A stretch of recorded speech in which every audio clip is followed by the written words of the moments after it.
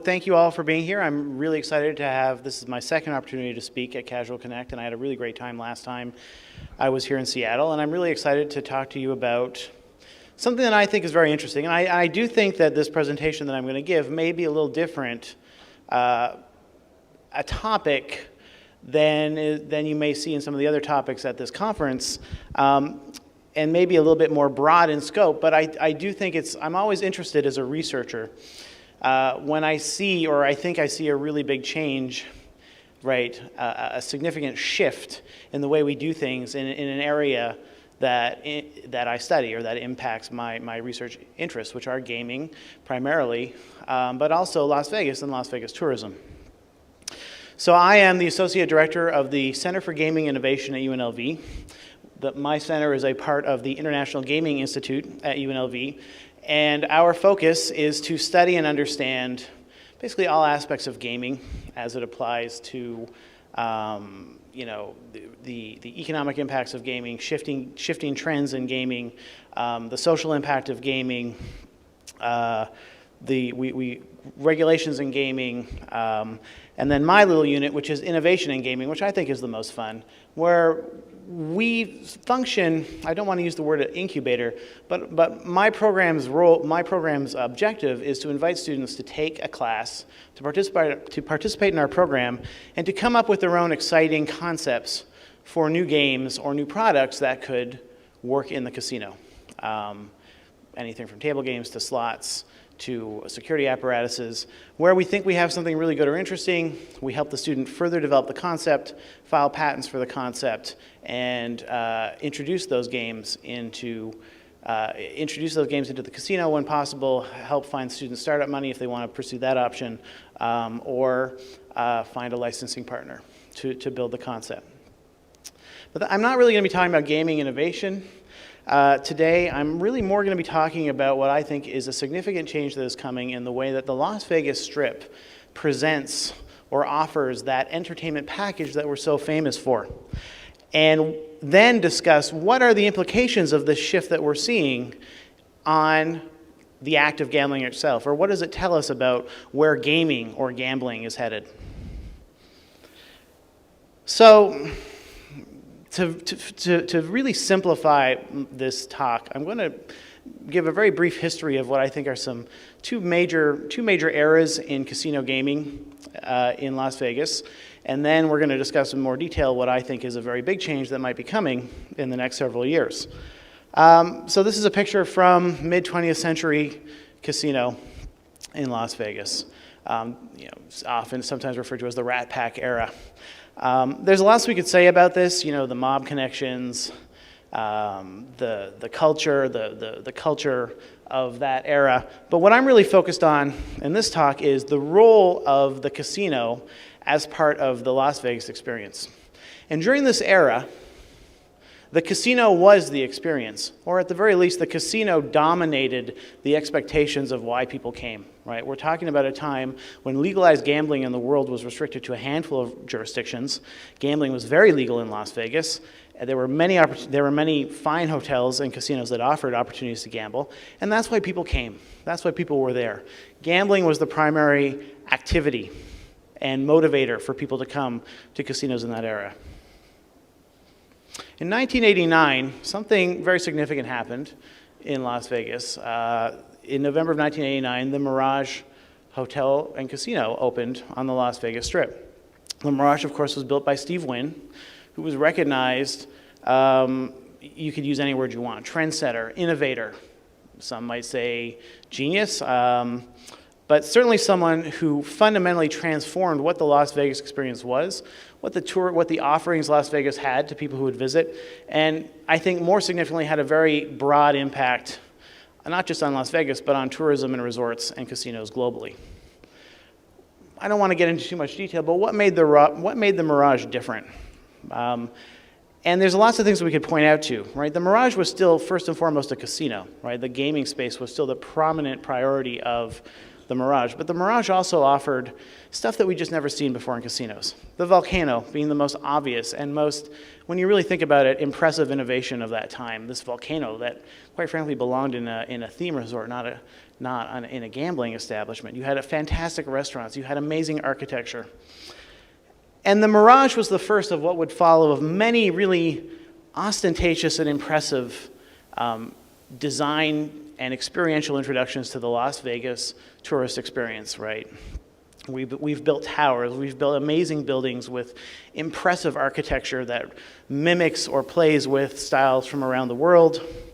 You know, your stay in Las Vegas is not simply about enjoying the gambling opportunities, it's about visiting the Shark Reef or enjoying a fantastical conservatory that changes every couple of months with a new display of splendor and wonders for you to walk around in. You know, shows, you know, the Wynn brought Cirque to Las Vegas, shows, a wide range of shows that, again, offer an entertainment experience you'd never seen before. Restaurants that weren't just about having amazing food, but were about dining in this, again, this themed experience that was, at the same time, not just a theme, but a very adult theme. And then I'd say the most recent expansion of that has again been very successful are the nightclubs, right? These incredible, experiential, pulsing nightclubs, packed with people, with celebrity DJs, and again offering that nightclub experience that you can't get anywhere else. So how can we talk about this era of Las Vegas that is still the era that we're in right now? And I would argue that a couple of the factors that really define it are, you know, we've introduced this theme park and experiential element, and they're sprinkled around the Strip, right? They are sprinkled from property to property to property. Virtually every property has something that marks them as being interesting. But I think the fundamental point here is the bottom one, that for the most part they are passive experiences, and they surround the gambling experience. Right, so in between each and every little event that you can experience or explore is at its core gambling. Right? Gambling is still sort of central in the distribution of the spaces and the things you can do. And it's a very look, don't touch experience. It's about looking and experiencing, but not necessarily participating, right? In fact, if you want to participate, right, the core participatory action that you can engage in Vegas remains gambling, right? And it's there everywhere for you to enjoy. So why do I think that we might be entering a different phase in how we offer the tourist and experiential experience in Las Vegas? And it's because, again, Mr. Wynn is proposing something that I think is quite daring, that is quite different, and is something that we've never seen in Las Vegas before. This is a picture of the Wynn Golf Course. It's a massive golf course that sits behind the Wynn Resort property on the Las Vegas Strip. This doesn't exist anymore. It is being dismantled as we speak. In its place, Mr. Wynn plans on introducing what he calls Paradise Park. Paradise Park is going to be this massive landscape, 160 acres, $1.5 billion to build, very much offering a theme park experience. And this is a point that is brought up repeatedly by Mr. Wynn. In fact, he references Disneyland. He's building his own Disneyland. He has said as much multiple times. He is building a theme park, but an adult theme park, a theme park for grown-ups that in no way targets children. One thing that I also think makes this very interesting is that unlike this massive thing that he's building, this massive experience, he has floated the idea of charging non-guests, you know, an entry fee to enter because it's going to be so big and so ostentatious. And I believe that is a fundamental part of the revenue-generating plan for his idea. Now, I just want to say as a quick, you know, I would just like to point out quickly that I don't have any special like inside knowledge about what's going on at Wynn Resorts with respect to this project. In fact, it can be difficult to find information where much of what I'm going to describe about what Wynn Resorts is doing comes from Steve Wynn himself and the comments he's made during calls with investors over the last 16 months. And it's very interesting to read his description of Paradise Park because you can tell he's very passionate about it. He's very excited about it. And it certainly sounds like something that we've seen parts of that. You know, the stuff he's describing, we've seen parts of it in Las Vegas, but we've never seen it all combined in one package before. So what will Paradise Park include? It will include a 35-acre lagoon as the centerpiece. It'll be a beach with windsurfing, zipline, parasailing, lots of things that you can actually, contrast that to the Bellagio fountains, which are, again, a Wynn innovation. Far more than just looking, this is about participating in something fantastic. It's going to include a 1-mile-long boardwalk. This is just a picture of the boardwalk in Atlantic City. I don't know what the boardwalk's going to look like, but again, this is where we're going to be offering a wide array of experiences: shopping, dining, entertainment, nightclubs. Steve Wynn has spoken multiple times. He's referenced Disneyland. He's talked about Carnival, how he wants to create this festival experience that concludes every night with a great celebration that includes parades. He wants to include a midway, but not your traditional midway, but the word he likes to use is edgy, modern, contemporary, something that will appeal to younger tastes and older tastes alike. And at the end of every evening, he plans on having a fantastic fireworks show. There are lots of things I can talk about. There's lots that I could talk about. It's very exciting what he's doing, but this is a conference about game development and design. So I want to talk about why there are interesting implications about where Steve Wynn is heading with Paradise Park and what that might imply to the future of gambling in Las Vegas and beyond Las Vegas. So first of all, one of the things I think is very interesting about Paradise Park is its focus on interactivity, right? So for example, one example that Steve Wynn gives is that the parade is going to be an interactive parade. It's not just going to be watching the floats go by, right? People are going to be encouraged to participate on some level. Those who have the money might even be able to buy themselves a spot in the parade and actually dress up and join the parade goers. And I think that very much reflects changing tastes in what we want from our entertainment experiences. And I think that's a desire that is being very much affected by a video game culture, right? Where much of our leisure time is spent not just watching or observing, but doing, right? So it's not surprising that we want to actually engage and do things and participate in our real life, real world leisure experiences. So Vegas Enhanced, multiple Vegas style experiences encapsulated in one space, right? It's participatory and interactive. It's a more intimate and personal connection with the experience. You're touching it. When you take a picture of what you're doing, you're going to be at the center of the activity, not simply standing afar from it. And it's definitely, I think, a new way to arrange and organize Vegas-style opulence. Steve Wynn has multiple pathways that he's going to try to extract revenue from this very ambitious endeavor. I won't go into too much detail about it. What I really want to do, which is my segue to talk about gaming, is to discuss the one thing that doesn't seem to come up in discussions of Paradise Park, and that is gaming itself, right? From what I can tell, gaming does not appear to have much of a role in this expansion of space and expansion of activities to do in Las Vegas. The Wynn Casino is not going to shut down their slot machines and close the craps tables. It's just that this new space does not appear to have room or does not appear to involve expansion of gaming in any sort of significant way. And that matters. And the Wynn is certainly not the only resort in Las Vegas that is moving in that direction. The MGM Grand has been making huge investments in new spaces. Parks and arenas and convention space. But again, this space does not include gaming. It's space that involves the other Vegas experiences, but does not in any way expand gaming.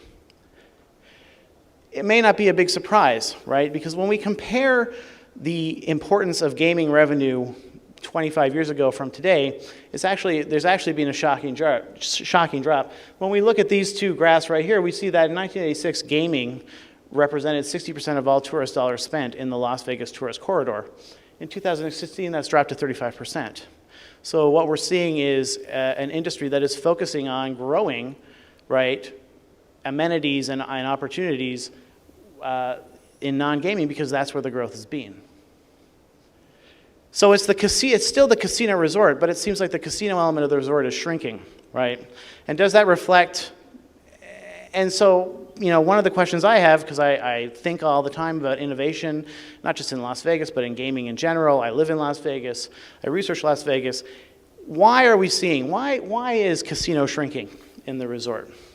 And I don't have the answer to that. I'm just going to throw out for the rest of this talk, some possibilities, right?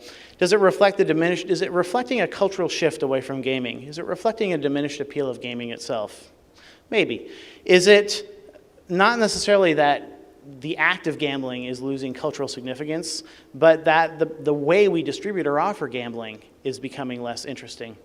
Or thirdly, is it simply that the casino resort is no longer the best place to offer gaming opportunity experiences? Are people looking for different venues and different ways to gamble and participate in gambling that maybe more suits changing tastes about what gambling is and how gambling can best be enjoyed?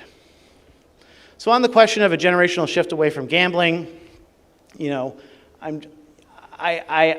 often see studies that cite that millennials are half as likely to say that they enjoy gambling as people who are 40 or older, right? We see studies like that all the time. But I'm not convinced that we're actually looking at a generational or cultural shift away from gambling or interest in gambling.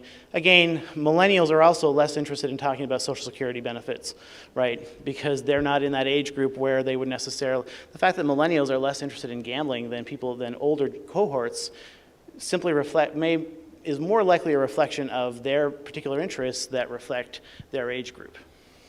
So I'm not convinced that we're seeing a generational shift away from gambling. Is it that the form and structure of gambling needs to change? Are our games getting stale? Is the gambling experience getting stale?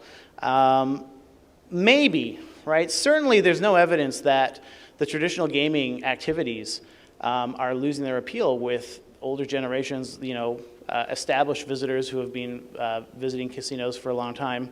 But perhaps we do need to introduce more skill, more creative gameplay opportunities, more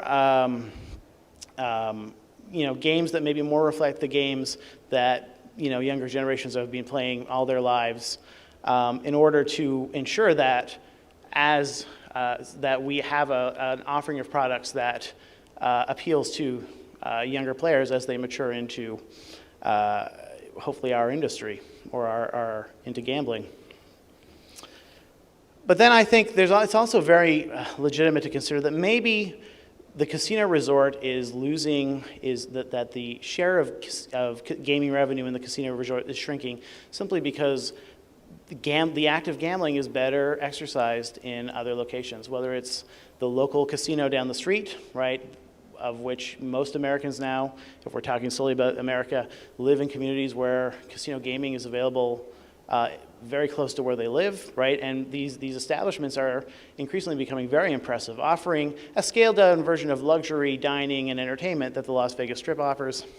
Maybe, and certainly if you talk to people like real money casino, online casinos in Europe, maybe the shift is to online, right? Real money and social online casino. Maybe the changing tastes about how we want to experience gambling are simply shifting to a medium of providing gaming that enhances the gaming experience for people based on shifting cultural tastes and shifting trends and what people expect or what people want to get out of the gaming experience.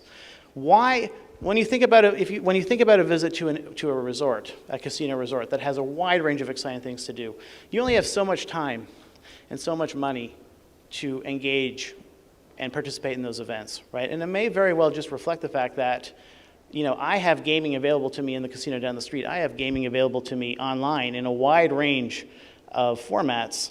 I want to spend my time and my money here while I'm on vacation on stuff I can't do in other spaces.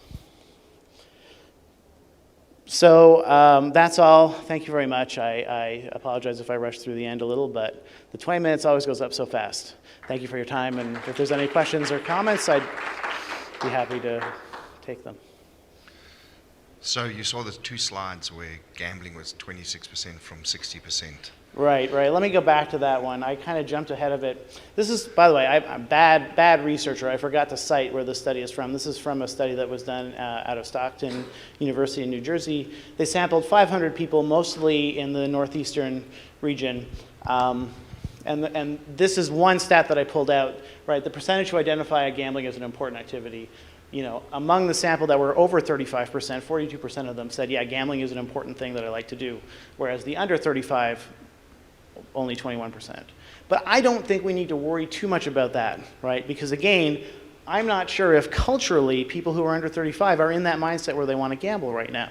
If we really wanted to understand whether there's an actual shift away from gambling among younger generations, we have to compare this group and how they feel about gambling with how this group felt about gambling when they were under 35. That's the only way we could really understand, and I have not found that data yet that I can be comfortable with. So my question is on the slide with the pie chart, and you've got the 26% and 1986 versus Right. 2016. So there's quite a big gap there. So inflation adjusted, the 35% spent in gaming, how does that compare to the 60% gaming in 1986? Because my view is that all the stuff that has grown is because of the way the casinos have evolved and offered more, but gambling has stayed pretty stable. I think it's a fair comment. I mean, I hate getting too deep into the gaming numbers versus the non-gaming amenities because it's not my area of expertise to study those sort of economic factors.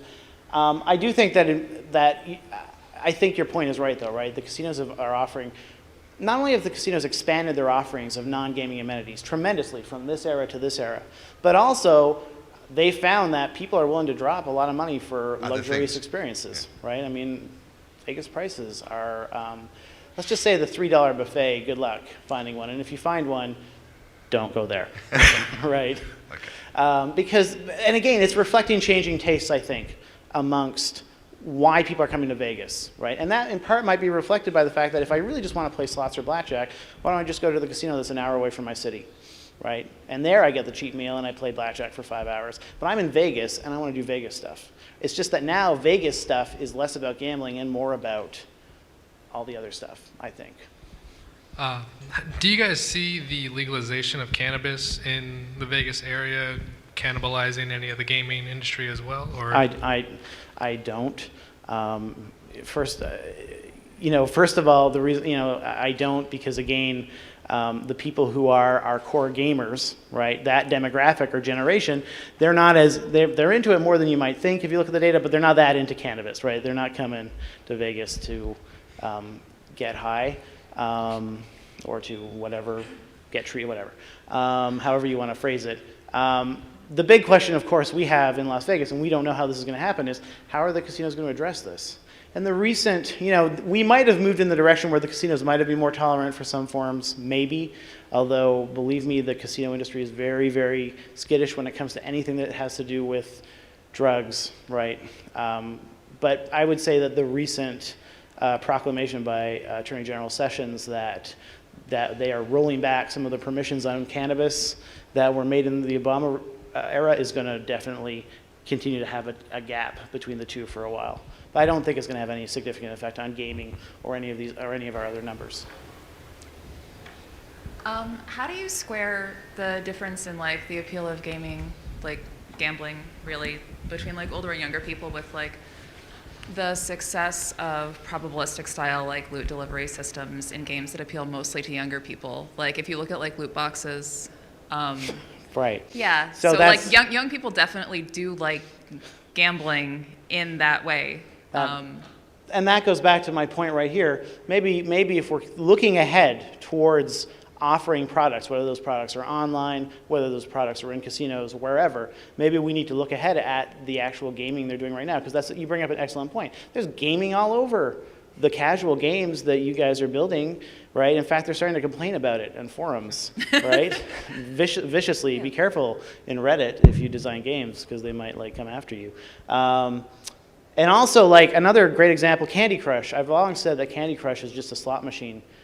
Not really, because they don't use a true probabilistic, they don't use a true RNG the way that our games do. But they're basically, right, you can't get past certain levels unless you're dealt the right distribution of candies, right? You can't do it. And that's kind of this, you can't win the jackpot unless you get 3 sevens. It's really, it's a different objective, but it's the same sort of fundamental logic. It's just that Candy Crush provides the illusion of skill, whereas slots do not have any sort of a skill element, not even the pretense of one. Cool. Thanks. Okay, thank you guys so much. Really.